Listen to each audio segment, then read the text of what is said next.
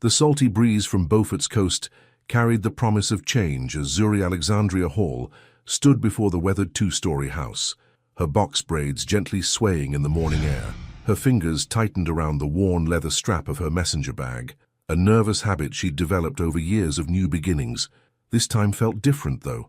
The white wooden porch with its gently swinging bench and potted plants seemed to welcome her, even as butterflies danced in her stomach. Just another temporary stop, she whispered to herself, adjusting her favorite denim jacket over a simple white tee. The acceptance letter to her Dream Masters program in education was safely tucked away in her apartment, a constant reminder that this was just a stepping stone, 6 months of nannying, then off to chase her real dreams. The sound of children's laughter filtered through an open window, followed by the deep rumble of a man's voice. Zuri checked her phone, 8:55 a.m. She was early, as usual. Taking a deep breath of the ocean-scented air, she climbed the porch steps, each wooden plank creaking beneath her white sneakers. Before she could knock, the door swung open, revealing a tall figure that made her take an involuntary step back. Caden James Thorne filled the doorframe with an imposing presence that caught her off guard. His dark grey Henley was spotted with grease stains, and his light brown hair had that perfectly imperfect mess that suggested he'd run his hands through it multiple times that morning. But it was his eyes that held her attention, a stormy blue that seemed to carry stories she wasn't sure she was ready to hear. "Gal, you must be Miss Hall," Nanny said, his voice carrying a hint of gruffness that matched his appearance. A small smile tugged at the corner of his mouth, softening his features just enough to ease her tension. "Please, call me Zuri," she replied, extending her hand. His grip was firm, calloused palms telling their own story of hard work and dedication. "And you're Mr. Thorne?" "Caden," he corrected, stepping aside to let her in.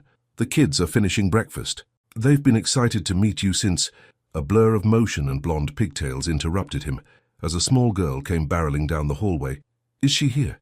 Is she here?" The child skidded to a stop, her floral dress twirling around her knees. Her blue eyes, so similar to her father's, widened with wonder as she looked up at Zuri. "Elsie," Caden warned gently, but his daughter was already reaching for Zuri's hand. "Your hair is so pretty. Can you teach me to do mine like that? Daddy tries, but he's not very good at it." Elsie's honest assessment drew a chuckle from Zuri and an embarrassed cough from Caden. "Maybe we can try something simple together sometime," Zuri offered, kneeling to meet Elsie's eye level. "But I hear your daddy does his best, and that's what matters most." "He does," a new voice agreed. Fair Boy appeared beside his father, carrying himself with the kind of seriousness that seemed both endearing and concerning in a 7-year-old. "I'm Landon. Dad says you're going to be staying with us during the day while he's at work." Zuri stood, noting how Landon's posture mimicked his father's, shoulders straight, chin up, as if carrying responsibilities beyond his years. "That's right. I heard you're quite the athlete. Maybe we could practice some moves in the backyard later." Landon's serious expression cracked into a genuine smile. "Really? Dad's usually too tired after work, and Elsie just wants to dance all the time." "There's time for both," Zuri assured them, catching Caden's grateful look over their heads. "Speaking of work," Caden cleared his throat, "I need to head to the shop. Kids, show Zuri around while I grab my keys." He disappeared down the hallway, boots heavy against the hardwood floors. Elsie immediately grabbed Zuri's hand. "Come see my room first. It's pink and purple and has butterflies everywhere." As the little girl pulled her toward the stairs, Zuri caught a glimpse of the kitchen, dishes still in the sink, a half-empty pot of coffee on the counter, Cheerios scattered across the table. Signs of a busy single parent trying his best to keep it all together. "Dad says we have to clean our rooms before we can play outside," Landon informed her, following them up the stairs, "but sometimes he forgets to check all the corners." Zuri bit back a smile. "Well, maybe we can make it fun. Turn it into a game or something." "That's what Mom used to say," Landon replied quietly, and the air suddenly felt heavier. Zuri noticed Elsie's grip tighten slightly on her hand. Before she could respond, Caden's voice carried up from downstairs. "I'm heading out. Landon, don't forget your reading practice. Elsie, please actually eat your lunch today. Not just the dessert. I'll be back by 6. A pause. "Zuri, there's a list of numbers on the fridge if you need anything."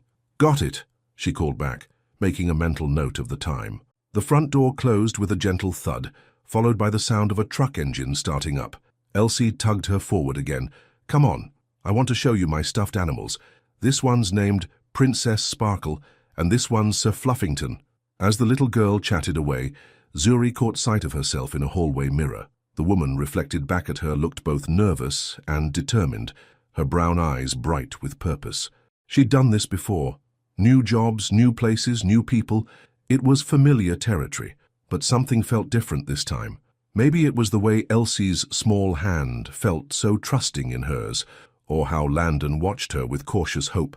Maybe it was the lingering impression of Caden's blue eyes, carrying depth she found herself wanting to understand. Just 6 months, she reminded herself silently. But even as the thought formed, a small voice in the back of her mind whispered that 6 months could be long enough to change everything. The morning sun streamed through the windows, casting warm patches on the worn carpet. Somewhere in the distance, waves crashed against the shore, and the salty breeze carried the sound of seagulls through the open windows. In this moment, in this house that buzzed with untold stories and uncertain futures, Zuri Alexandria Hall felt something she hadn't expected, the dangerous beginning of belonging. "And this is where Dad sits when he reads us stories," Elsie was saying, patting a worn armchair in the corner of her room. "Sometimes he does funny voices, but mostly he just sounds tired." "Dad works really hard," Landon added defensively, leaning against the doorframe. "But he's the best mechanic in Beaufort. Everyone says so." Zuri nodded, understanding the complexity hidden in these simple statements.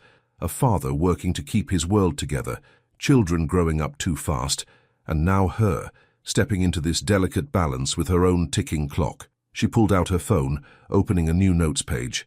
"How about we make a schedule? We can include reading time, outdoor play, and maybe," she glanced at Elsie's hopeful face, "some dance breaks."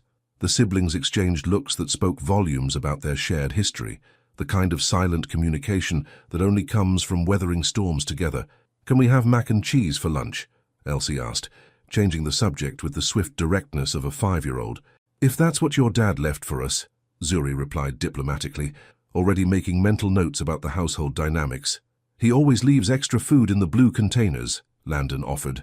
"The ones with the white lids are off limits. That's his meal prep for work." Such a simple detail, but it painted a picture of their lives, of carefully marked containers and established routines, of a father trying to maintain order in a world that had clearly thrown him more than a few curveballs. Zuri took a deep breath, taking in the room around her. Elsie's butterfly wallpaper, the mixed pile of toys that told stories of shared playtime between siblings, the family photos where smiles seemed just a little forced. Each detail added another layer to the story she was stepping into. 6 months. She could do this. Keep her heart guarded, do her job well, save money for her master's program, and then move on. That was the plan. But as Elsie began to twirl in the middle of the room, demonstrating her latest dance moves, and Landon's serious expression melted into a reluctant smile, Zuri felt the first crack in her carefully constructed walls. Sometimes the most dangerous beginnings are the ones that feel like home.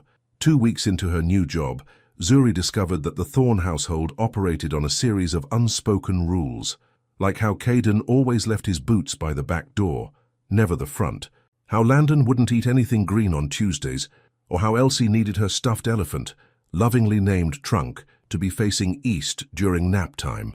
Small details that painted the portrait of a family's private universe. The late afternoon sun filtered through the kitchen windows as Zuri wiped flour from her cheeks, surveying the aftermath of their baking adventure. Chocolate chip cookies cooled on the rack, while Elsie licked batter from a spoon, her blonde pigtails dusted white with flour. "Dad's going to flip when he sees this mess," Landon observed from his perch on the counter, though his own face bore evidence of their culinary escapade. "That's why we're cleaning up before he gets home," Zuri replied, already filling the sink with warm water. She'd noticed how Caden's shoulders would tense at any sign of disorder, how his eyes would scan rooms for imperfections. Another unspoken rule: keep everything in its place. The rumble of an approaching truck made all 3 of them freeze. "He's early," Landon whispered, sliding off the counter with practiced speed. Zuri glanced at the clock. 5:15 p.m., 45 minutes ahead of schedule. Her heart picked up its pace as she heard boots on the back porch. "Quick! Operation Cleanup," she announced, tossing dish towels to the kids. The back door opened just as they managed to get the last of the flour off the counter. Caden stepped in, the scent of motor oil and leather following him. His eyes took in the scene, the cooling cookies, his flour-dusted children, and Zuri's slightly flustered expression. "Daddy!" Elsie launched herself at him, leaving tiny white handprints on his dark work shirt. "We made you cookies. Zuri showed us how to measure everything and said baking is just like science." Something flickered across Caden's face. Surprise, maybe nostalgia. "Is that right?" He caught Zuri's gaze over Elsie's head, and for a moment she forgot about the mess, the flower in her hair, the fact that this was just a temporary job. "We saved you the biggest ones," Landon added, trying to sound casual but unable to hide his eagerness for approval. Caden crossed to the cooling rack, inspecting their handiwork. His fingers, and still bearing traces of the day's work despite obvious attempts to clean them, hovered over the cookies. "These look just like—" He stopped, swallowing whatever memory had surfaced. "Try one?" Zuri encouraged softly, understanding now why she'd found no baking supplies in the initial pantry inventory. Some activities carried too many memories. He selected a cookie, breaking it in half to share with Elsie, who still clung to his leg. The small gesture, the automatic sharing with his daughter, made Zuri's chest tighten unexpectedly. "Perfect," he declared after a bite, and Zuri pretended not to notice how his voice roughened on the word. "But I'm home early because we need to talk." He turned to Zuri, his expression shifting to something more guarded. "Got a call from Mrs. Bradford. Her car's going to take longer than expected. I need to work late tomorrow." "Oh!" Zuri's mind raced through her schedule. Tomorrow was supposed to be her evening class, an online prerequisite for her master's program. "I can find someone else," he added quickly, reading her hesitation. "Maybe Mrs. Peterson next door." "No!" both children protested simultaneously. Elsie's grip on her father's leg tightened while Landon stepped closer to Zuri. "I can make it work," Zuri heard herself say. "My class doesn't start until 8. If you can be back by then." Relief softened Caden's features. 7:30 at the latest. "I'll pay extra for the additional hours, of course." She waved off his offer. "Just save me a cookie for tomorrow." The words came out more playfully than intended, and she caught a glimpse of something warm in his eyes before he looked away. Later that evening, after helping the kids with their nightly routines, Zuri found herself lingering in the kitchen. Caden was washing dishes. He'd insisted after discovering their baking adventure, while she packed up the remaining cookies. "You don't have to stay," he said, not looking up from the sink. "I know you probably have plans." Bold assumption. She leaned against the counter, admiring how his forearms flexed as he scrubbed a particularly stubborn spot. "Besides, I'm waiting for the container I promised to loan Landon for his rock collection." This earned her a glance. "He showed you the rocks." "All 43 of them, each with its own story." She smiled, remembering Landon's serious expression as he'd explained the origin of each specimen. "He said you used to collect them together." The dish in Caden's hands stilled. "Used to do a lot of things." The weight of unspoken history hung between them. Zuri wanted to ask about the mysterious Mrs. Thorne, about why there were no family photos newer than 2 years ago, about the sadness that sometimes clouded his blue eyes when he watched his children play. Instead, she said, "They're lucky to have you." He snorted softly. "A dad who works too much and can't even braid hair properly. A dad who tries." She pushed off from the counter, moving to dry the dishes he'd finished. Their arms brushed, and she ignored the small spark of awareness that shot through her. "That matters more than perfect braids. Seems like they prefer your braids anyway," he murmured, passing her a clean plate. Their fingers touched briefly, leaving drops of warm water on her skin. "Well, I had an excellent teacher." She arranged the plate in the drying rack, maintaining the precise order she'd observed in his kitchen. "My mom used to say that love shows up in the smallest details, like how you color-code their lunch containers, or remember that Elsie only likes the blue cup for her morning juice." Caden's hands slowed in the soapy water. "Your mum sounds wise." She was. Zuri kept her voice light, though her heart squeezed at the memories. "She raised me on her own, working 3 jobs sometimes. Taught me that home isn't always a place. It's the people who notice the little things about you." The kitchen fell quiet, except for the soft clink of dishes and the distant sound of waves through the open window. Zuri became acutely aware of how close they were standing, of the warmth radiating from his body, of how domestic this moment felt. "The kids," he started, then cleared his throat. "They've been different since you came. Happier. They're amazing children. They've been through a lot." He handed her the last dish, finally meeting her eyes. "We all have."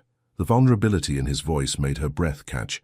This close, she could see the flecks of grey in his blue eyes, the slight crease between his brows that spoke of constant worry, the way his lips curved just slightly at the corners, even when he was serious.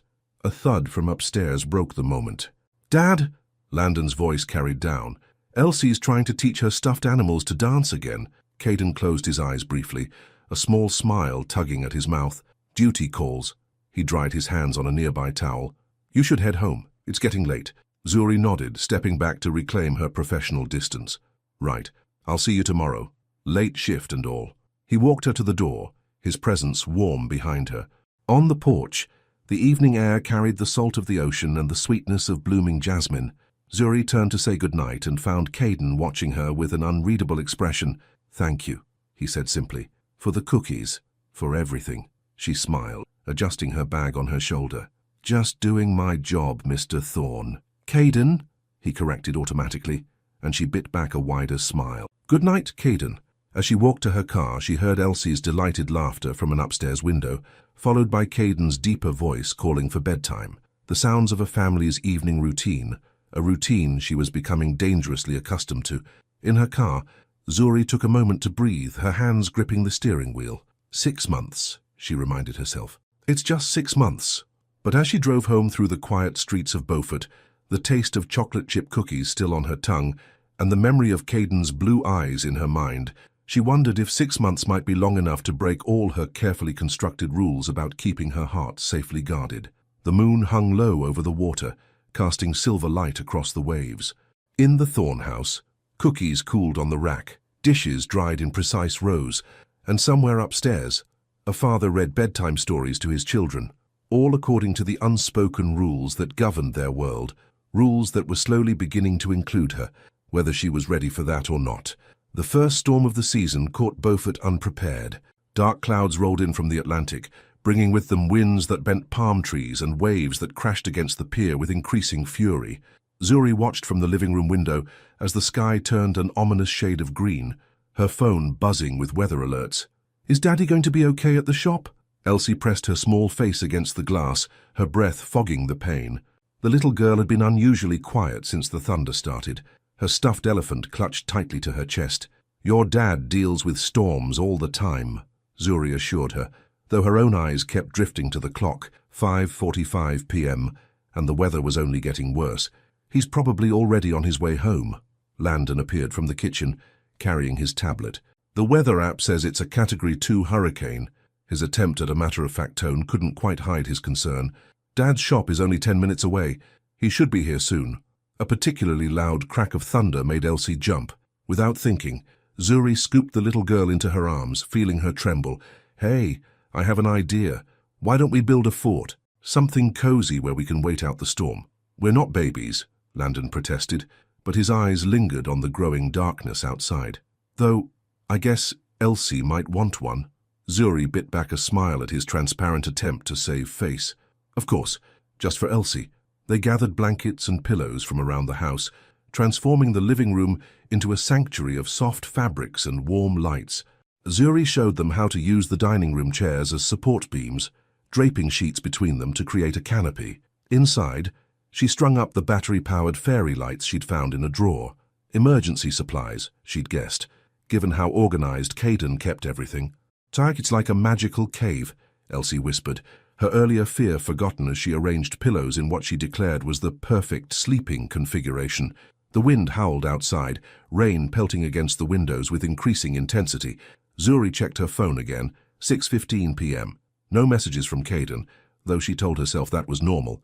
He probably didn't make a habit of texting the nanny. "Dad always makes hot chocolate during storms," Landon mentioned casually, picking at a loose thread on his sleeve, "with little marshmallows." "Is that so?" Zuri raised an eyebrow, recognizing the hint. "Well, we should probably carry on that tradition, don't you think?" In the kitchen, she found the hot chocolate supplies exactly where she expected. Third cabinet from the left, second shelf, behind the coffee. Caden's organizational system was becoming second nature to her.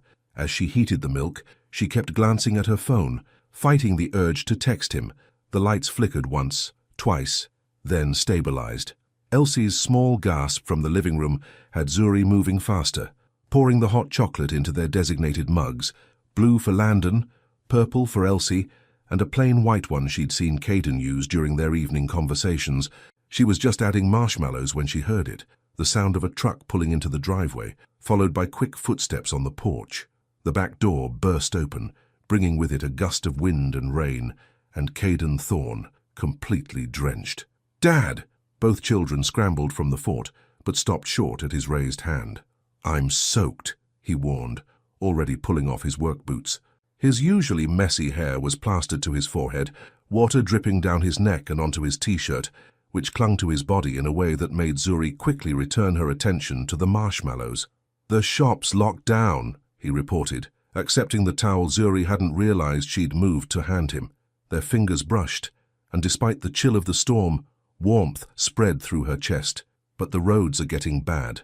You should head home before—" Another crack of thunder, closer this time, cut him off. The lights flickered again, and this time they didn't come back on. In the sudden darkness, Zuri felt a small hand grab hers. "Elsie." From somewhere to her left, Landon's voice came steady and sure. "Don't worry, Dad, we built a fort." The beam of a flashlight cut through the darkness as Caden pulled one from a drawer. Of course he'd know exactly where it was.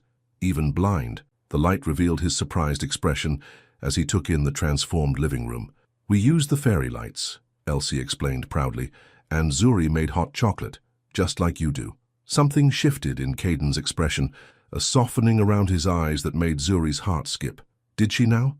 "She even put the marshmallows in a circle, like you showed us," Landon added, and Zuri felt heat rise to her cheeks. She hadn't realized they'd noticed that detail about their father's hot chocolate preparation. "You can't drive in this," Caden said, turning to her. In the flashlight's beam, water still dripped from his hair, and Zuri forced herself not to think about how unfairly attractive he looked. "It's not safe. You'll have to wait it out here." As if agreeing, the wind rattled the windows with renewed force. Elsie's grip on Zuri's hand tightened. "Fort time?" the little girl suggested hopefully. 20 minutes later, Zuri found herself in a surreal situation, huddled in a blanket fort with the Thorne family, sipping hot chocolate by fairy light while a hurricane raged outside. Caden had changed into dry clothes, a soft-looking Henley and worn jeans that somehow made him seem more accessible, more human. And then the frog jumped right onto Mr. Peterson's head. Elsie giggled, finishing a story about her adventures at the local pond. She was wedged between Zuri and her father, occasionally reaching out to touch both of them, as if assuring herself they were still there. Landon sat cross-legged at the fort's entrance, self-appointed watchman. "Dad, tell the story about the time you fixed that car during a tornado." "It wasn't a tornado," Caden corrected, but his lips curved in a smile. "Just a really bad storm." His voice took on a storytelling quality that Zuri hadn't heard before, deeper, more animated. She found herself leaning in slightly, drawn by the warmth of his tone.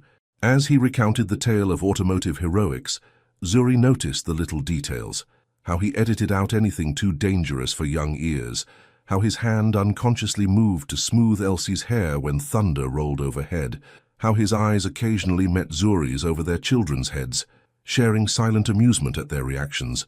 Their children. The thought hit her suddenly, making her breath catch.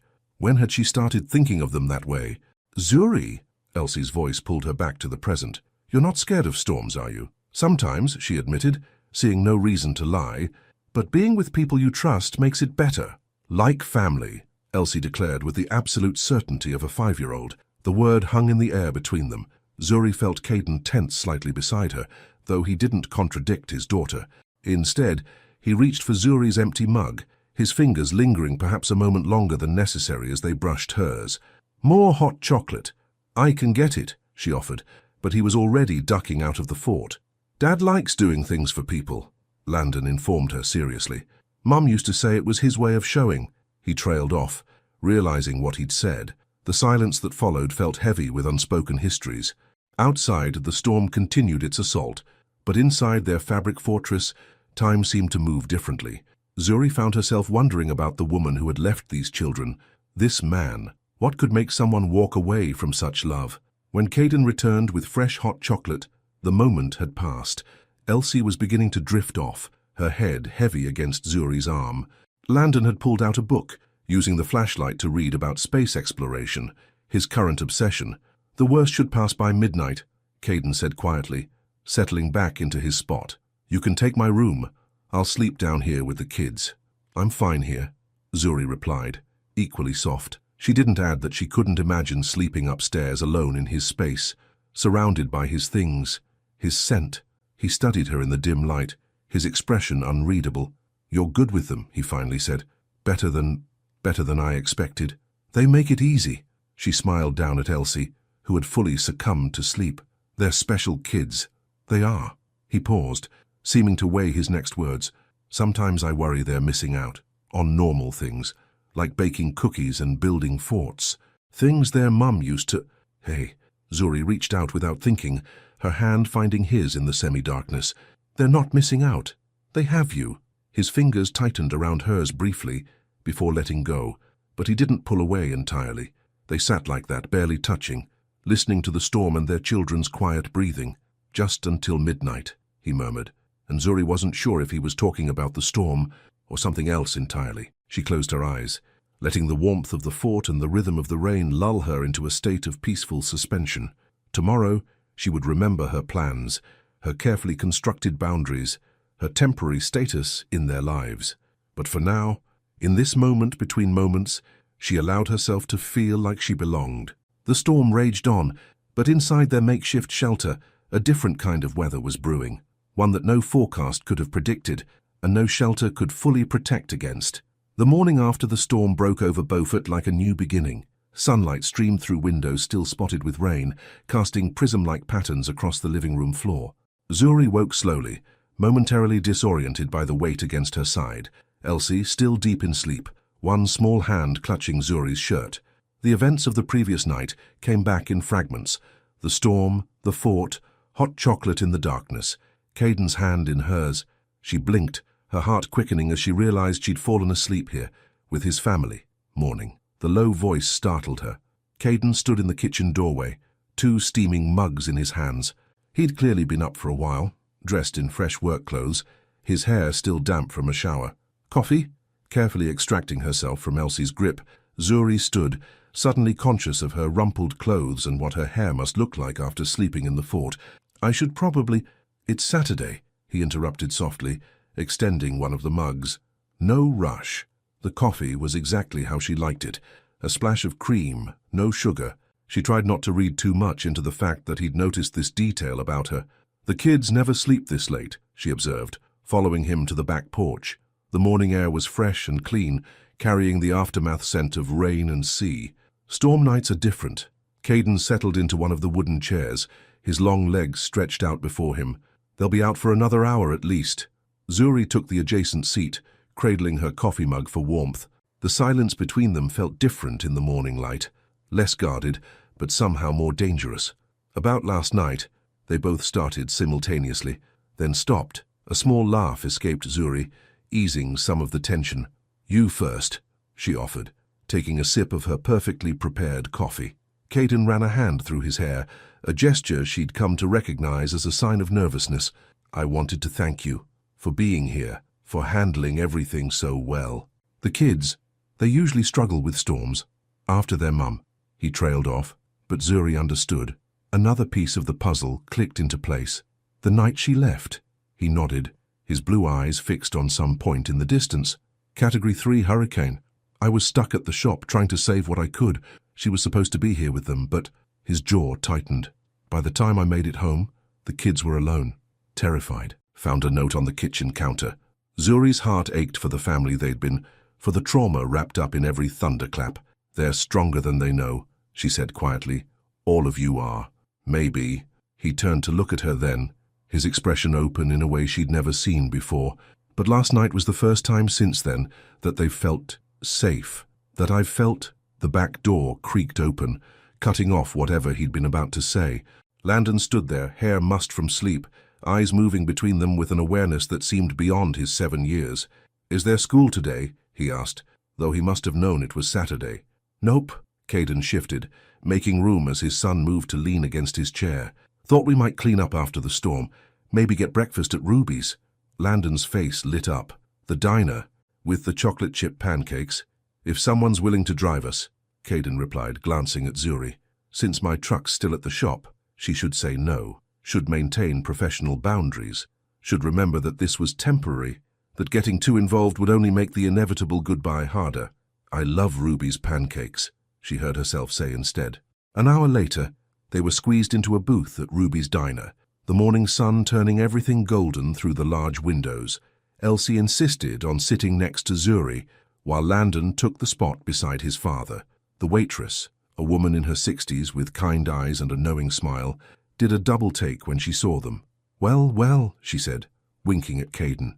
"Yours, the whole family today." Zuri felt heat rise to her cheeks, but before anyone could correct the assumption, Elsie launched into an excited recounting of their storm-fought adventure.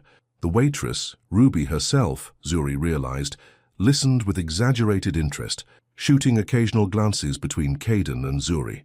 "Sounds like quite a night," Ruby commented as she took their orders. "Nice to see some light in those eyes again, Caden."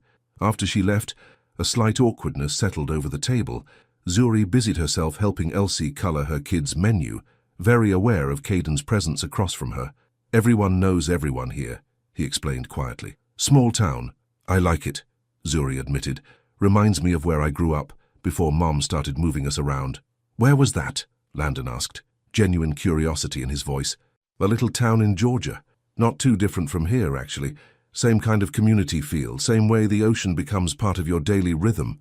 "But you left," Caden observed, something like concern flickering in his eyes. "Not by choice, at first. Mom's work kept us moving." Zuri concentrated on helping Elsie stay within the lines of her drawing. "Later, it became a habit, I guess. Easier to keep moving than to put down roots. Until your master's program," Landon added, and Zuri's hand stilled on the crayon. She'd almost forgotten telling them about that, in those early days that now felt so long ago. "Right," she said softly. "Until then." The arrival of their food provided a welcome distraction. Elsie's eyes widened at the sight of her Mickey Mouse pancake, complete with whipped cream smile and berry eyes. Landon immediately began arranging his bacon into a precise pattern around his plate, another one of his endearing quirks. Watching them, Zuri felt an overwhelming surge of affection. In just a few weeks, she'd memorized their preferences, their habits, their little ways of moving through the world. She knew that Landon would eat his bacon first, saving the pancakes for last. Knew that Elsie would offer everyone a bite of her food because she loved sharing. Knew that Caden would wait until everyone else had started before taking his first bite. "Try this," Caden said suddenly, sliding his plate slightly toward her. He'd ordered the diner's special, a unique combination of sweet and savory that Ruby had apparently created just for him. Without thinking, Zuri leaned forward, accepting the bite he offered from his own fork. The flavors exploded on her tongue. Maple, bacon, a hint of something spicy. When she looked up, Caden was watching her with an intensity that made her breath catch. "Good, right?" His voice was rougher than usual. She nodded, not trusting herself to speak. Across the table, their eyes held for a moment too long to be casual. "Can I try too?" Elsie's voice broke the moment, and Zuri pulled back, suddenly aware of how intimate the gesture had been. The rest of breakfast passed in a blur of conversation and laughter. Elsie told elaborate stories about her stuffed animals' adventures, while Landon shared facts about the hurricane that he'd researched on his tablet. Caden remained quieter, but Zuri felt his attention like a physical thing, warming her skin whenever their eyes met. Later, as they were leaving, Ruby pulled Zuri aside while Caden helped the kids with their jackets. "He hasn't brought anyone here since their mama left," the older woman said quietly. "Not even a date. Those kids haven't smiled like this in a long time. I'm just their nanny," Zuri protested weakly. Ruby's knowing look made her cheeks burn. "Honey, I've been running this diner for 40 years. I know the difference between an employee and family, the way that man looks at you." "Ready?" Caden's voice interrupted, and Zuri turned to find him standing closer than she'd expected, his expression curious. The drive back was filled with Elsie's chatter and Landon's occasional corrections to her stories.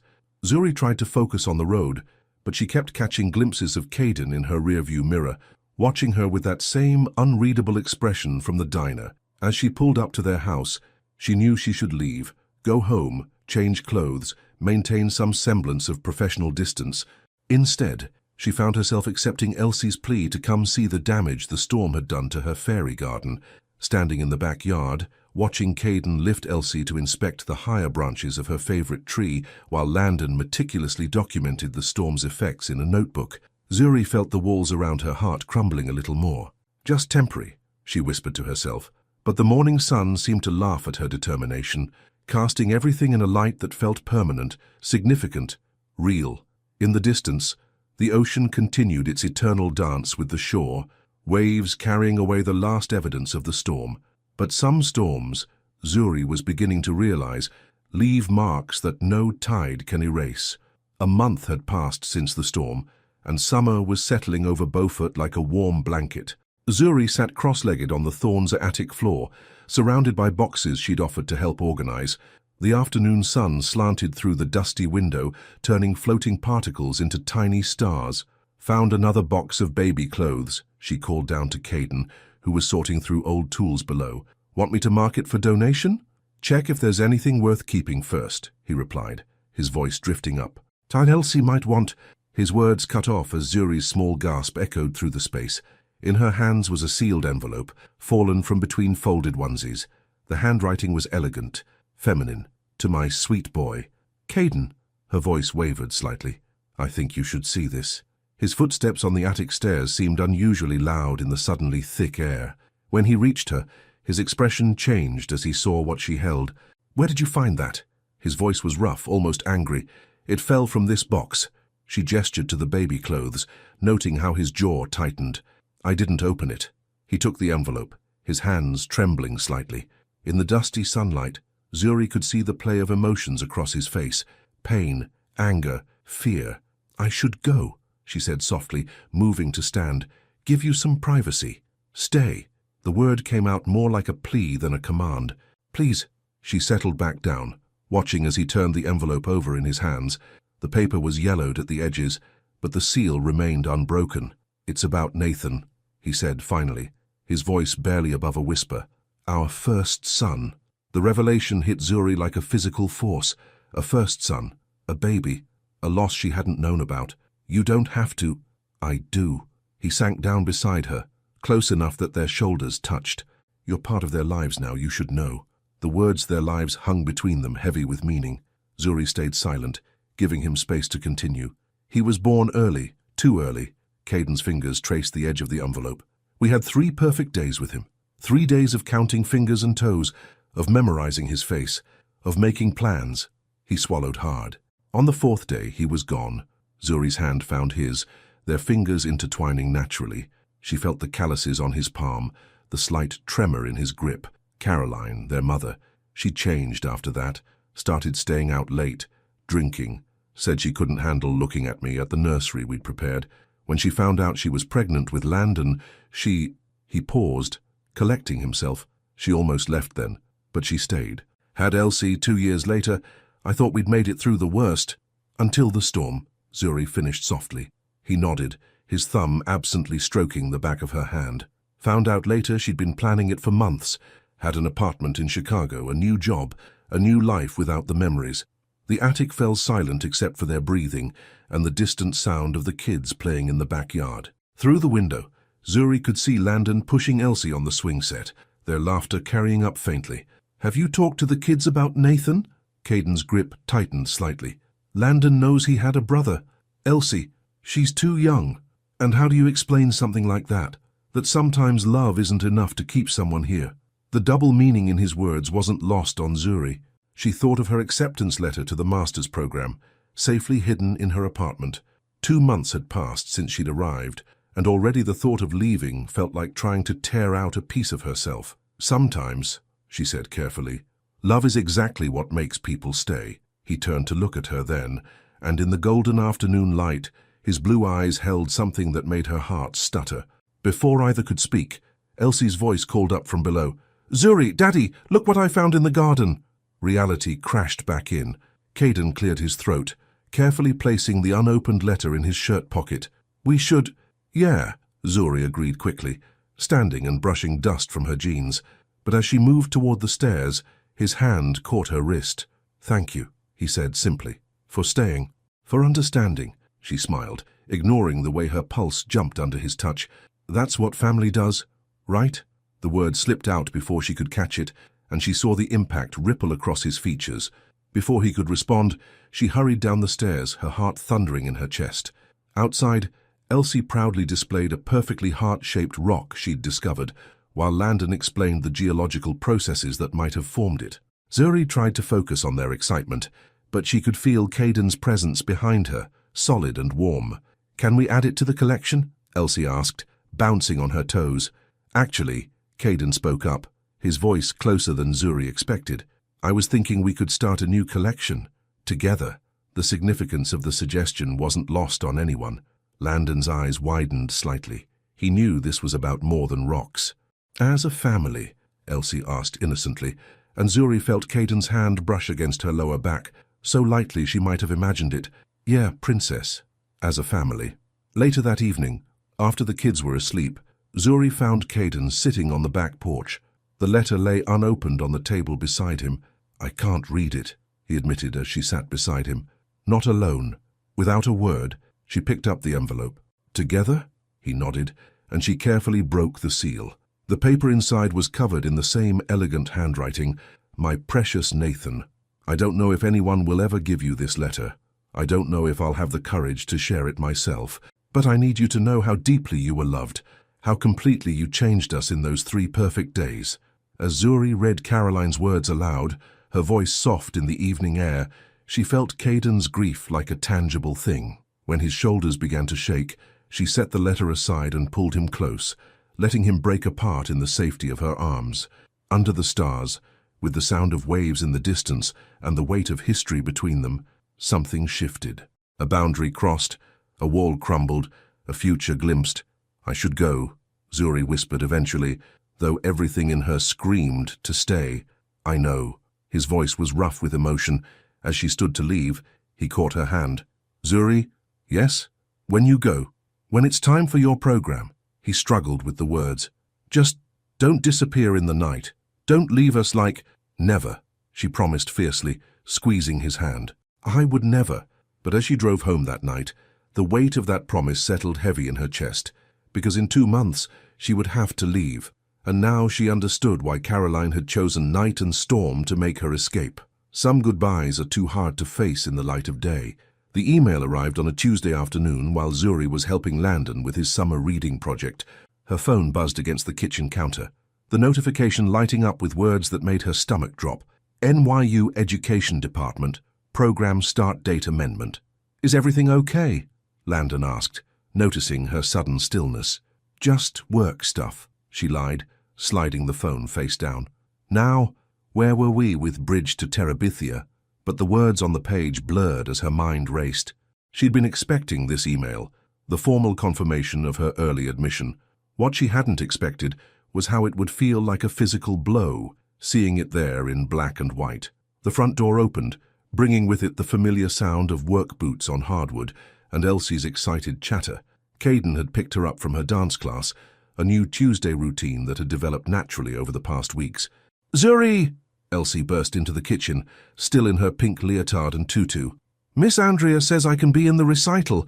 It's in 3 weeks, and I get to wear a special costume and—" She stopped, tilting her head. "Why do you look sad?" "I'm not sad," Zuri said quickly, forcing a smile.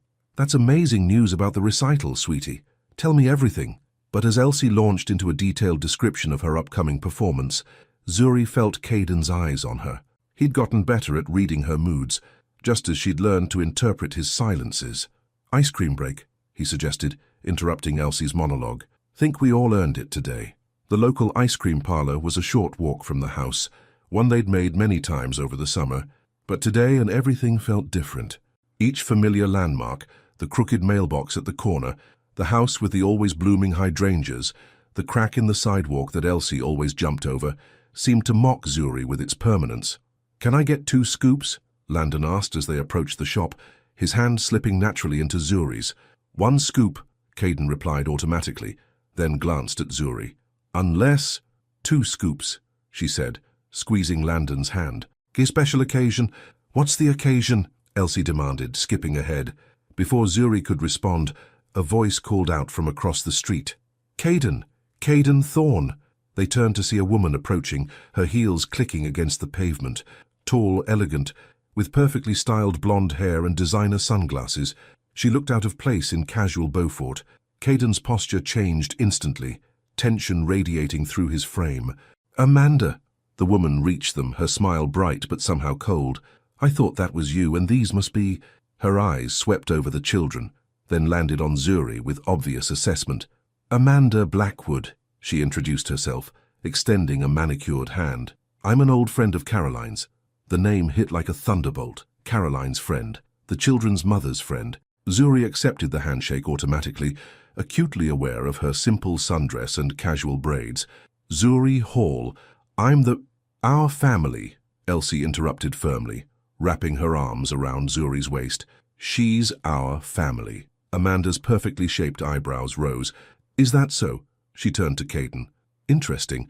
Caroline didn't mention you were involved with someone new." "You talked to Mom." Landon's voice was small but sharp. A flash of discomfort crossed Amanda's face. "Occasionally. She's doing well in Chicago, has a lovely apartment, a great job. She paused, seeming to realize her audience. "She thinks about you often. We should get our ice cream." Caden cut in, his voice tight. "Nice seeing you, Amanda." "Actually," Amanda touched his arm, the gesture oddly intimate. "Could we talk? Just for a minute. There's something Caroline wanted me to discuss with you." Zuri felt rather than saw Caden's internal struggle. "Take the kids inside," he said finally, his eyes meeting hers. "I'll be right there." The ice cream parlor's cheerful bell seemed too loud as they entered. Zuri helped the children order, mint chocolate chip for Landon, strawberry for Elsie, but her attention kept drifting to the window, where she could see Caden and Amanda in intense conversation. "My Mum's friend used to babysit us sometimes," Landon offered quietly, watching his father through the glass. "Before," Zuri's heart squeezed. "She seems nice." "She made Mum laugh," Elsie added, ice cream dripping down her cone. "But she didn't read stories right, not like you do." The bell chimed again and Caden entered. His face was carefully neutral, but Zuri could see the storm in his eyes. "Is everything okay?" she asked softly as he joined them at the table. "Fine." His response was clipped. Then, seeing her expression, he softened slightly. Later. The walk home was quieter, the earlier lightness gone. Elsie tried to fill the silence with chatter about her recital, but even she seemed to sense the change in atmosphere. It wasn't until after dinner, after the kids were in bed, that Caden finally spoke. They stood in the kitchen, going through their evening routine of cleaning up together, another habit that had formed without discussion. "Caroline wants to see them," he said abruptly, putting away a dried plate with more force than necessary. "She's coming to Beaufort next month. Amanda was her advance scout." Zuri's hands stilled in the soapy water. "Oh, yeah." He leaned against the counter, running a hand through his hair. "She's got a new life, a new job, a new—" He stopped, jaw clenching. "A new what?" "Fiancé." The word came out bitter. "She's getting married. Wants the kids to meet him before the wedding." The implications hung heavy in the air. Caroline was moving on, building a new family. And here was Caden, with his own unexpected family unit that had formed around him and his children. "What are you going to do?" "What choice do I have?" His laugh was hollow. "So she's their mother. She has rights, even if she gave them up for 2 years, even if—" He cut himself off, turning to face her. Amanda said something else. "About you." Zuri's heart skipped. "Me?" Said Caroline was concerned about the kids getting too attached to temporary people. His eyes held hers. "Are we temporary?"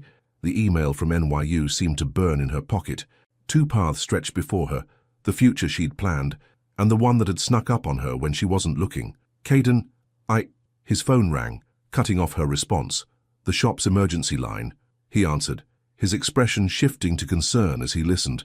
"I have to go," he said after hanging up. "Mrs. Bradford's car went off the road. She's okay, but—" "Go." Zuri nodded. "I'll stay with the kids."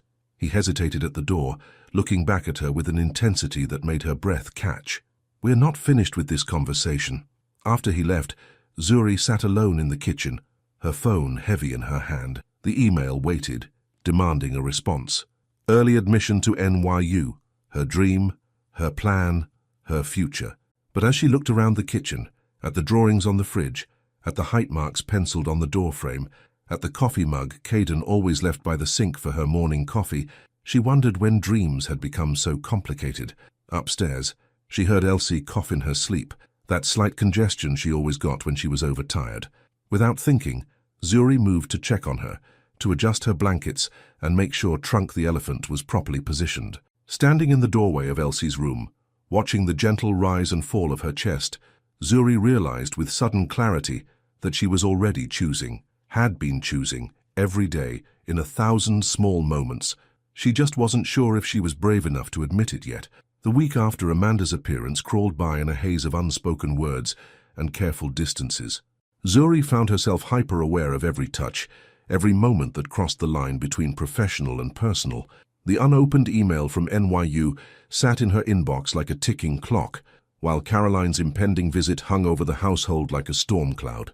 It was Elsie who finally broke the tension, in the way that only a 5-year-old could.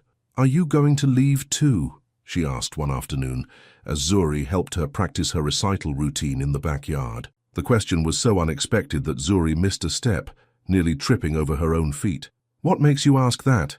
Elsie continued her twirl, pink tutu floating around her like cotton candy. "Daddy's been sad again, like before, and you don't smile as much anymore." The observation struck Zuri's heart like an arrow. She knelt down, reaching for Elsie's small hands. "Come here, sweetie." The little girl moved closer, her blue eyes, so much like her father's, searching Zuri's face. "Is it because of the lady, the one who knows Mommy?" "No," Zuri started, then stopped. How could she explain the complexity of adult decisions to a child who saw the world in simple truths? "It's complicated. That's what grown-ups say when they don't want to tell the truth." Landon's voice came from behind them. He stood in the doorway, his tablet forgotten in his hands. "Mum said it was complicated too." Zuri's chest tightened. "Landon, I heard you and Dad talking about New York," he continued, his young face too serious. "About your school there." Of course he had. Landon noticed everything, collected information like he collected his precious rocks, carefully, methodically, building a picture of his world. "Come sit with us." Zuri patted the grass beside her. After a moment's hesitation, he did, his shoulder pressing against hers in a way that felt both comforting and accusatory.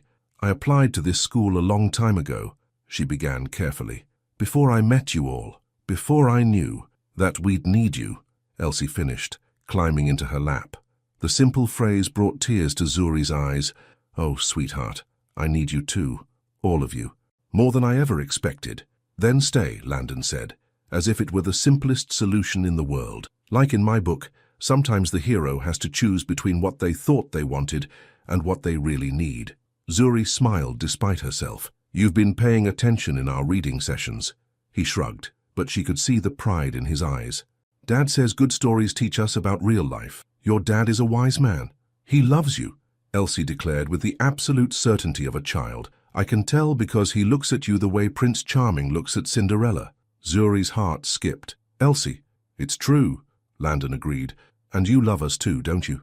The question hung in the air, heavy with hope and fear. Before Zuri could respond, the back door opened again, revealing Caden. He must have just returned from the shop. His white t-shirt bore traces of grease, and his hair was messy from running his hands through it.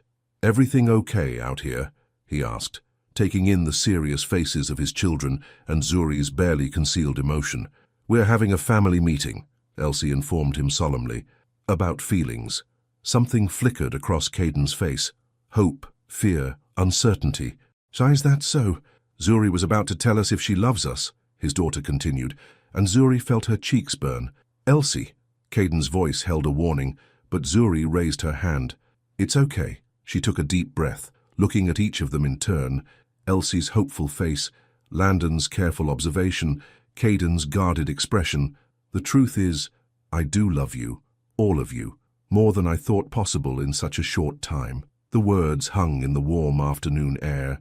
Elsie beamed, while Landon's shoulders relaxed slightly, but it was Caden's reaction that caught her breath, the way his eyes softened, the slight tremor in his hands.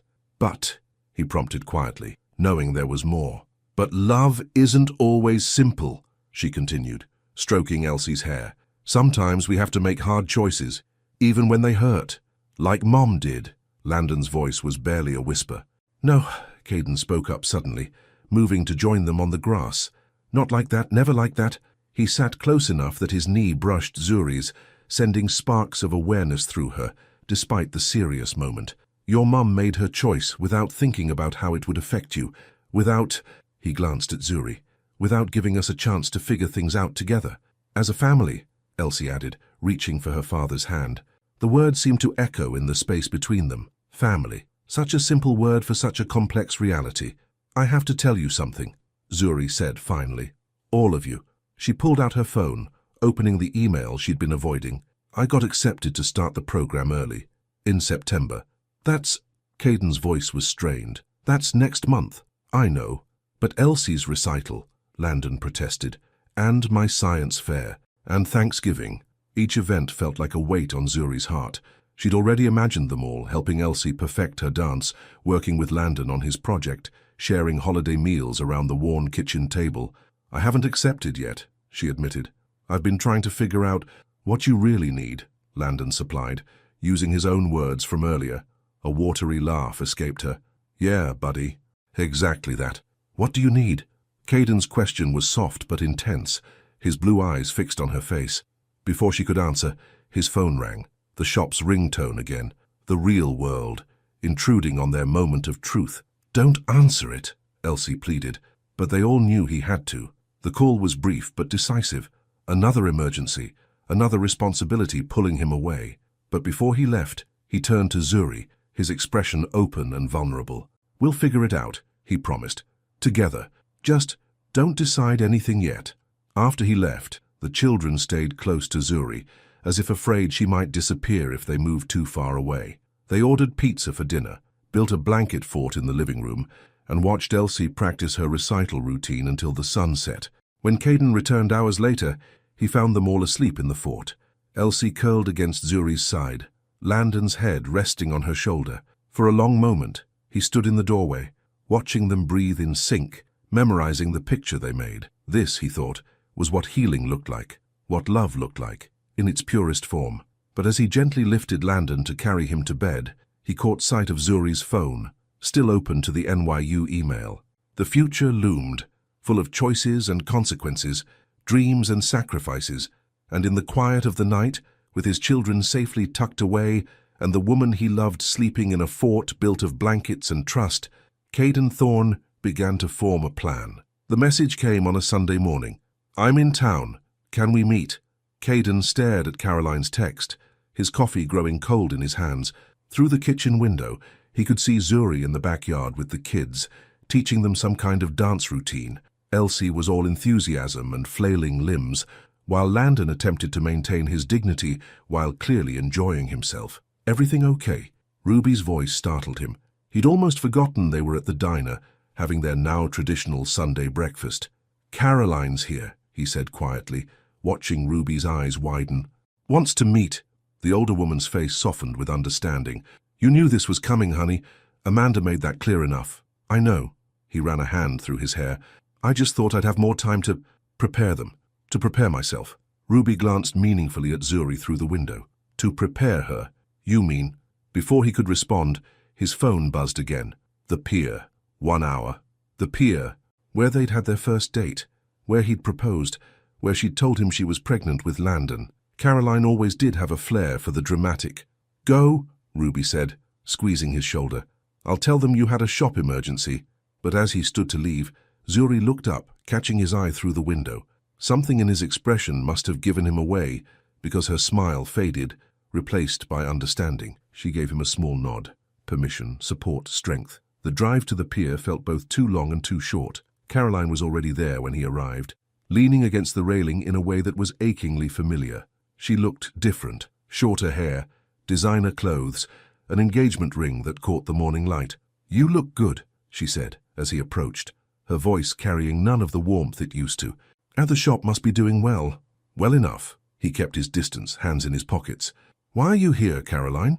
She sighed, turning to face the ocean. Straight to the point, as always. I'm getting married, Caden. Richard. He's good for me. Good to me. He wants to meet the kids before the wedding. The kids you abandoned in the middle of a hurricane. The bitterness surprised even him. He'd thought he was past this. I was drowning, she shot back. After Nathan, after everything. I couldn't be what you needed, what they needed. So you left. No goodbye, no explanation, just a note and 2 terrified children. I'm trying to make it right. She turned to him, her eyes pleading. Richard has a house in Chicago, great schools nearby. The kids could have their own rooms. A fresh start. No, the word came out like a gunshot. Absolutely not. They're my children too, Caden. Children you haven't seen in 2 years. Children who are finally healing, finally happy. He stopped, realizing what he'd revealed. Caroline's expression sharpened. The nanny, Amanda, mentioned her, said the kids call her family. Her name is Zuri. Is it serious? The question caught him off guard. Was it serious? The morning coffees, the shared looks, the way she fit so perfectly into their lives. It felt more serious than anything he'd experienced since Caroline herself. She's good for them, he said finally. Good for all of us. But she's leaving. At his startled look, Caroline smiled sadly. Amanda did her research. NYU, right? Following her dreams. Unlike, she gestured to herself, to the pier, to the life she'd left behind. It's different, Caden protested, but the words felt hollow. Is it? Caroline stepped closer. We were young and in love once too, had all these plans. Then life happened. Loss happened. Sometimes love isn't enough, Caden. Sometimes you have to let people go. The words hit too close to home. He thought of Zuri's unopened email, of the careful distance she'd been keeping, of the way she looked at the children like she was trying to memorize their faces. Or the kids need stability, he said finally. They have friends here, school, routines. They need their mother. Caroline's voice cracked slightly. I know I messed up. I know I hurt them, hurt you, but I'm better now, stronger. Richard, he helps me be the person I couldn't be before. And what happens when it gets hard again? When the memories become too much? Will you leave them twice? She flinched, as if he'd struck her. I'm not that person anymore. Neither am I. He straightened, feeling the weight of the past 2 years, all the bedtime stories, scraped knees, nightmares, and triumphs. The kids have a recital and a science fair coming up. If you want to see them, it should be here, on their terms, in their home. Our home, she corrected softly. Not anymore. The silence stretched between them, filled with the sound of waves and distant seagulls. Finally, Caroline nodded. Next weekend, Richard and I could come to the house and spend some time. Not the house. The thought of her there, in the space that had become their sanctuary, felt wrong. We can meet at the park, the one with the duck pond that Elsie loves. Understanding flickered across her face. You really have moved on, haven't you? He thought of Zuri's laugh in their kitchen, of the way she knew exactly how each child needed to be comforted, of the future slipping through his fingers. Yeah, he said quietly, I have. As he drove home, his mind raced with plans and possibilities. The kids would need preparation, support. Zuri would need, what? Reassurance, space, a reason to stay. He found them still in the backyard, now engaged in what appeared to be a serious game of hopscotch. Elsie spotted him first, running to him with her usual enthusiasm. Daddy, Zuri taught us a new dance, and then Landon said it was silly, but he did it anyway, and then we found a butterfly and... She stopped, studying his face. You look sad. Not sad, princess. He scooped her up, breathing in her sweet, familiar scent. Just thinking. Over her head, his eyes met Zuri's. She stood with Landon, one arm around his shoulders, looking at Caden with a question in her eyes. We need to talk, he mouthed, and she nodded, understanding immediately. Later that night, after the kids were asleep, they sat on the back porch. The same porch where they'd read Nathan's letter, where they'd shared countless evening conversations, where their carefully maintained boundaries had begun to blur. So Caroline wants to see them next weekend, he said without preamble. She's bringing her fiancé. Zuri's intake of breath was sharp, but controlled. How do you feel about that? Honestly? Terrified. He leaned forward, elbows on his knees. Not of her coming back, she's different now, settled, but of what it might do to them, to us. The last word hung between them, heavy with meaning. Caden, Zuri started, but he cut her off. Before you say anything about New York, about leaving, about what's best for everyone, I need you to know something. He turned to face her fully. I've lost people I loved before, to death, to choice, to circumstance. Each time, it felt like the end of everything. But this, the thought of losing you won't lose me, she whispered, but they both heard the uncertainty in her voice. Won't I? You have dreams, plans, a future that doesn't include small-town mechanics and other people's children. They're not just other people's children, she protested, her voice breaking. They're ours, he finished softly. They've been ours for a while now, haven't they? A tear slipped down her cheek, catching the moonlight. I don't know how to choose, how to decide between the future I planned and the one I never saw coming. Maybe you don't have to. The words came out before he could stop them, the beginning of the plan he'd been forming since that night in the fort. Maybe there's a way to have both. She looked at him questioningly, but before he could explain, a small voice called from inside. Daddy? Zuri? They turned to find Elsie in the doorway, clutching Trunk the elephant. I had a bad dream. Without discussion, they both stood. This was their routine now, their shared responsibility, their joint comfort. As they settled Elsie back to sleep, her small hand holding both of theirs, Caden watched Zuri's face in the soft nightlight glow. She was humming softly, the same lullaby she'd used countless times before. In that moment, he knew with absolute certainty that he couldn't let her go. Not without fighting for this future they'd stumbled into. Not without showing her that sometimes the dreams you plan aren't as beautiful as the ones that find you unexpectedly. Tomorrow, he would tell her his plan. Tomorrow, they would face Caroline and change, and all the uncertainties that came with loving someone enough to let them fly. But tonight, in the quiet of Elsie's room, with the sound of waves in the distance and the weight of choice hanging between them, they simply existed, together, in this moment, in this love they'd built without meaning to. And maybe, Caden thought, that was enough of a beginning. The morning of Elsie's recital dawned bright and clear, the kind of perfect late summer day that made Beaufort feel like a postcard come to life. Zuri stood in the little girl's room, carefully arranging her hair into the intricate bun required for her butterfly dance routine. You look beautiful, sweetheart, she said, meeting Elsie's eyes in the mirror. Did you wear a costume like this when you were little? Elsie asked, fidgeting with her sparkly wings. No, but I always wanted to. Zuri secured the last pin. I took piano lessons instead. My mum said we couldn't afford both. Maybe you could take dance classes with me now. Elsie's face lit up at the idea. Then, remembering, she deflated slightly. Oh, but you're leaving soon. The words hung in the air like fallen leaves.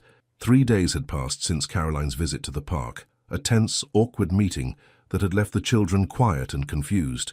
3 days since Caden had mentioned having a plan, but hadn't elaborated, called away by an emergency at the shop before he could explain. 3 days until Zuri's deadline to accept or decline NYU's offer.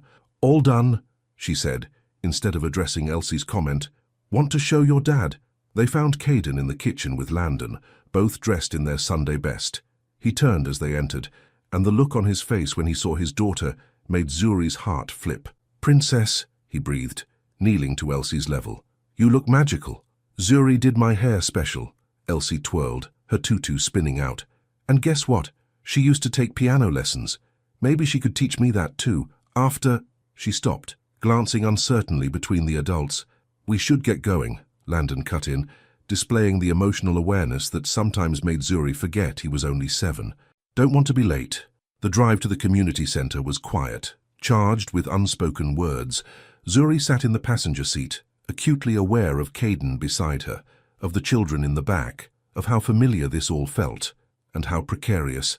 In the dressing room, while helping Elsie with last-minute adjustments, Zuri caught sight of a familiar figure in the mirror. Caroline stood in the doorway, elegant in a summer dress, a tall man in a blazer beside her. Mom?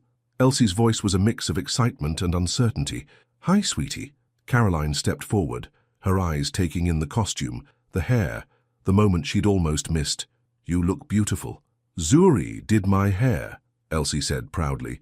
She knows how to make it stay up without hurting. Something flickered across Caroline's face. Recognition, perhaps, of all the maternal moments she'd missed. The man beside her, Richard, Zuri assumed, placed a supportive hand on her back. We should find our seats, he said quietly. Break a leg, Elsie. After they left, Elsie turned to Zuri with wide eyes.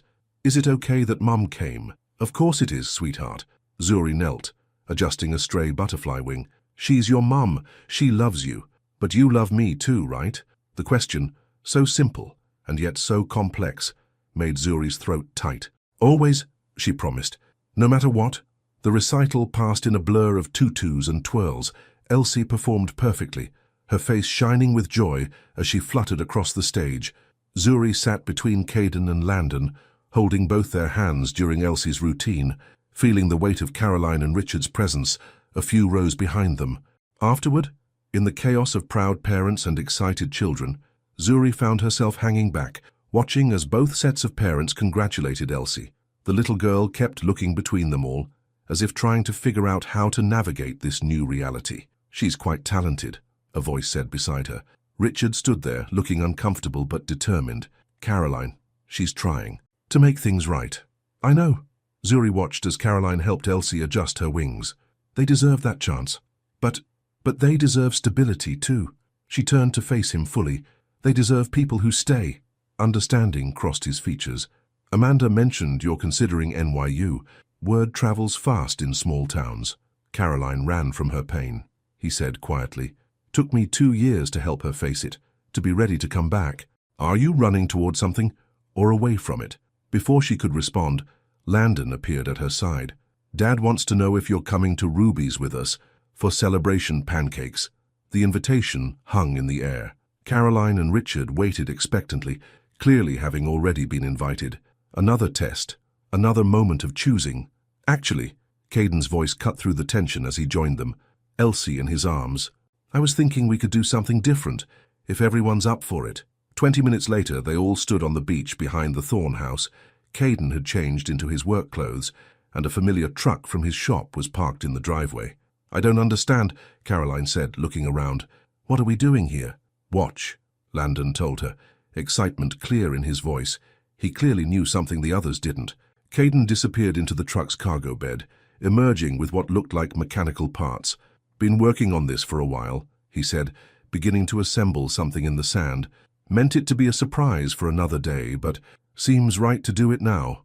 As they watched, the pieces came together to form a structure Zuri recognized from Landon's beloved spacebooks, a telescope mount. "The astronomy program," she breathed, remembering their conversations about the local community college's teaching opportunities.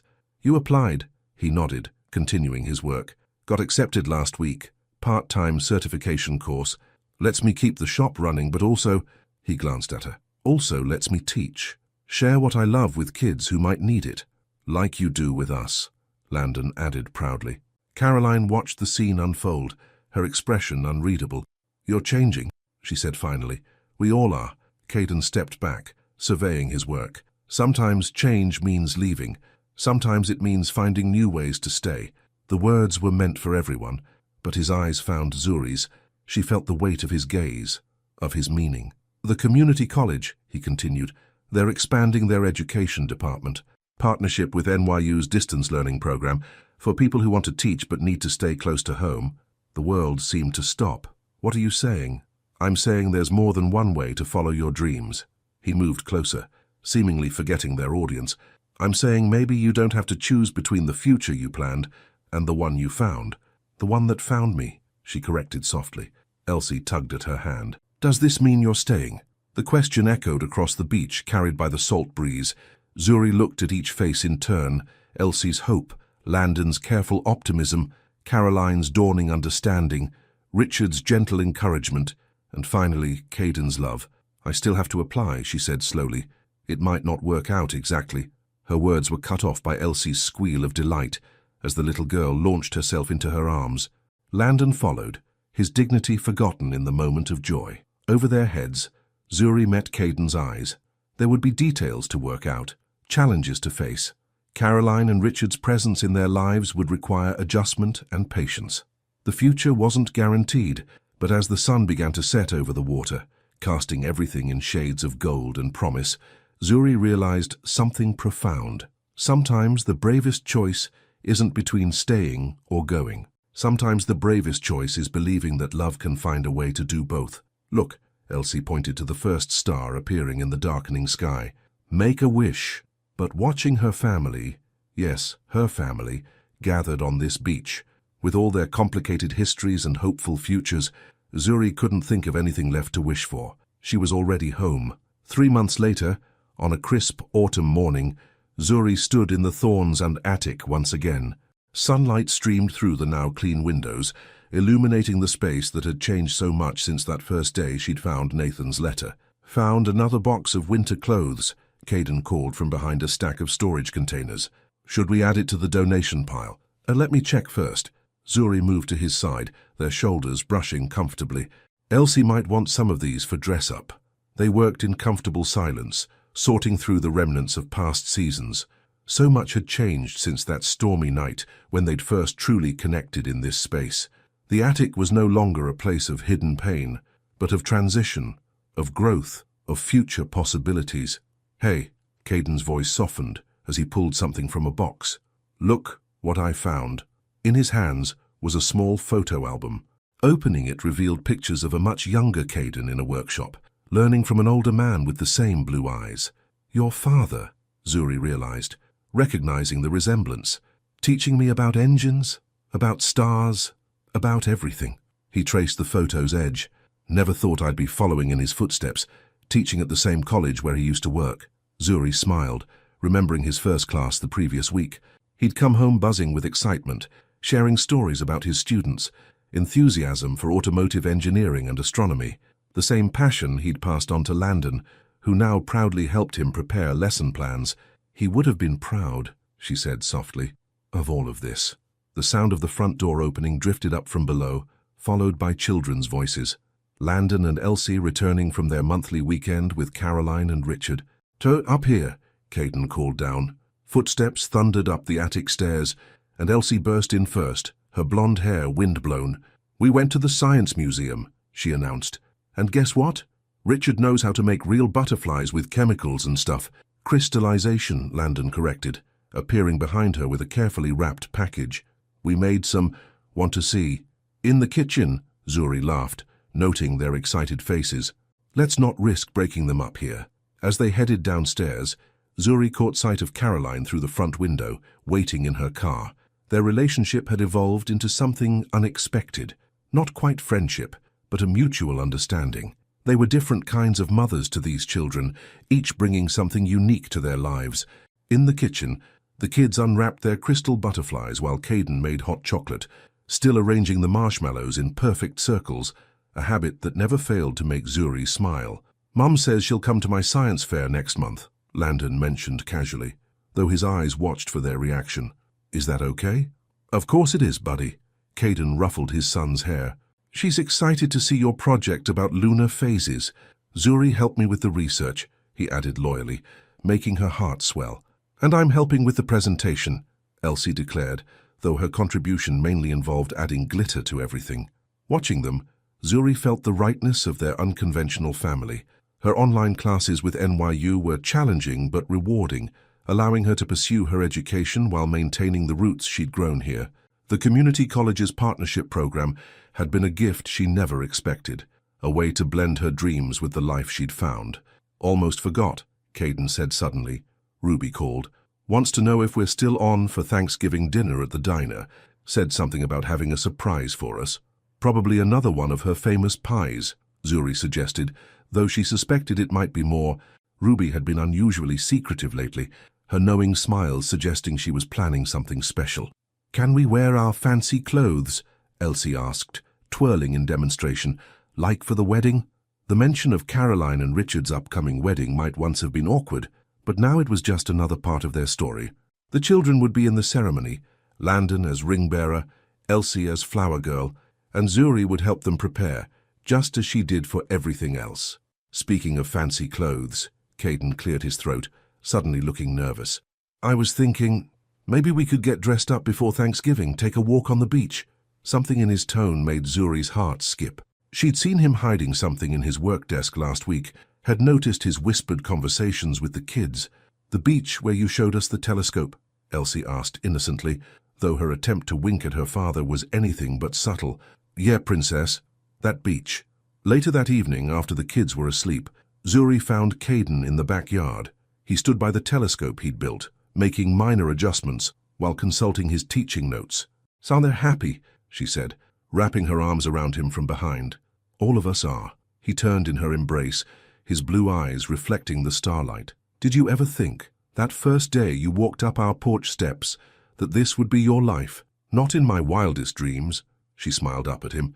"But now I can't imagine any other, even with all the complications. Caroline and Richard, the shared holidays, the constant balancing act, especially with all of that." She touched his cheek. Life isn't about finding the perfect situation. It's about building something beautiful from what we're given. He leaned down, kissing her softly.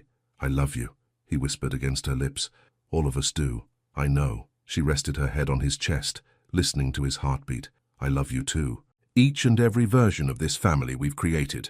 Above them, stars wheeled in their ancient patterns, witnesses to countless stories of love and loss, endings and beginnings. The same stars Caden would teach his students about, that Landon would track in his careful notebooks, that Elsie would wish upon.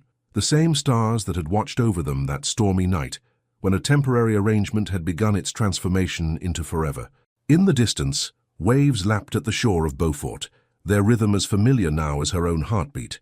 Soon, those waves would witness another moment of their story, a question asked, a future promised, a family made official in the eyes of the world. But for now, standing in their backyard under the vast Carolina sky, Zuri Alexandria Hall knew she had already received the greatest gift possible, the courage to let love change her plans, and the wisdom to recognize that sometimes the most beautiful dreams are the ones we never saw coming. In the children's rooms above, two hearts beat in peaceful sleep. In her arms, another heart beat in perfect sync with her own. And in her chest, her heart beat with the certainty of belonging, of purpose, of home. The morning sun would rise again, as it always did, casting its light over their little corner of the world. But now, after all they'd been through, Zuri understood a truth both simple and profound. Between them, the sun had always been shining. They just had to be brave enough to step into its light. The end, 1 year later. Ruby's diner glowed with warm light against the gathering dusk of another Beaufort evening. Through the window, passers-by could see a gathering that made the older residents smile knowingly, the kind of scene that reminded them why they loved their small coastal town. In the largest booth, surrounded by the aftermath of celebration, empty plates, cake crumbs, and scattered party favors, sat a family that defied conventional definitions. Zuri Alexandria Thorne adjusted her graduation cap, which Elsie had insisted she keep wearing even after the ceremony. Her master's diploma lay on the table, proudly displayed next to a stack of graded papers from her student teaching program. Read the card again. Elsie bounced in her seat, her party dress sprinkled with cake frosting. One more time, Caden agreed, his arm draped comfortably around his wife's shoulders. The simple gold band on his finger caught the light as he reached for the handmade card. Landon rolled his eyes but couldn't hide his smile. We already know what it says. We wrote it. The card, decorated with careful drawings of stars and telescopes, Landon's contribution, and an abundance of glitter, Elsie's trademark, had been presented to Zuri at the start of their celebration. To the best mom in the universe, and we know about the universe because Dad teaches about it now. Congratulations on graduating. We're so proud that you help other kids learn, just like you helped us. Love, your favorite scientists and dancers. Below the children's message, in Caden's steady handwriting, to my wife, who proved that love doesn't mean choosing between dreams, it means building them together. Forever yours, C. My turn to give a gift. Ruby appeared at their table, carrying a familiar-looking photo album. I found these while cleaning out the old storage room. The album opened to reveal photographs from the past year, Caden and Zuri's simple beach wedding, where Elsie scattered flower petals in the sea breeze, and Landon presented the rings with scientific precision. Caroline and Richard were there too, their presence a testament to how far they'd all come. Another photo showed Caden teaching his first astronomy class, his family watching proudly from the back row. There was Zuri's first day of student teaching, Elsie's dance recital, Landon's science fair victory. Look at this one. Ruby pointed to a particular photo. The day you first came to my diner as a family, I knew then that something special was happening. Zuri touched the image gently. You knew before we did. Love has its own timing, Ruby winked. Speaking of which, don't you have an announcement to make? Caden and Zuri exchanged glances. Beneath the table, their hands intertwined. Actually, Zuri began, looking at their children, we do have some news. Is it about the house? Landon asked immediately. The one next to the beach. How did you... Caden started. I saw the papers in your workshop, his son admitted. Are we really moving there? Only if you want to, Zuri assured them quickly. It's closer to both our jobs, has a perfect spot for Dad's telescope. And a dance studio, Elsie exclaimed. Mom showed me the pictures. There's a room with mirrors like my class. But that's not the only news, Caden added softly, squeezing Zuri's hand. She took a deep breath, her free hand unconsciously moving to rest on her stomach. How would you feel about becoming a big brother and sister again? The resulting chaos of joy drew smiles from every patron in the diner. Elsie launched herself across the table for a hug, while Landon immediately began calculating the mathematical possibilities of birth dates. We'll need to expand the observatory plans, he mused. Add another seat for when the baby's old enough to stargaze. And I can teach them dance. Elsie twirled beside the booth, and how to make crystal butterflies with Uncle Richard. Through the happy tumult, Zuri caught Caden's eye. His gaze held the same wonder she'd seen that first day on his porch, when neither of them had known they were stepping into the beginning of their story. Later that night, standing on the beach behind what would soon be their new home, the family gazed up at the stars together. Landon pointed out constellations he'd learned from his father's classes, while Elsie made up stories about stellar dancers in the sky. Happy? Caden whispered in Zuri's ear as they watched their children play at the water's edge. She leaned back against his chest, his hands resting protectively over their growing secret. Beyond happy, she replied. This is the kind of dream you don't even know to wish for. Above them, the stars continued their ancient dance, witnesses to this family that had found its way not in spite of life's complications, but because of them. The waves rolled in with their eternal rhythm, carrying the promise of more stories to come. And between them all, the sun of their love continued to shine, in the laughter of their children, in the lessons they taught each other, in the quiet moments of understanding, and in the beautiful, unexpected journey of becoming exactly who they were meant to be, together. The end between a dream career in New York and unexpected love in a small coastal town. Which would you choose? When Zuri found her family of heart in the thorn, she discovered that sometimes the most beautiful plans are the ones we never planned. Have you ever had to choose between following a dream or staying for love? What made your heart decide? Your participation in the channel is very important. Please leave your opinion in the comments. Thank you so much for watching until the end. If you enjoyed this story, don't forget to subscribe to the channel, leave a like, and comment your thoughts. Your participation is very important to us. See you next time.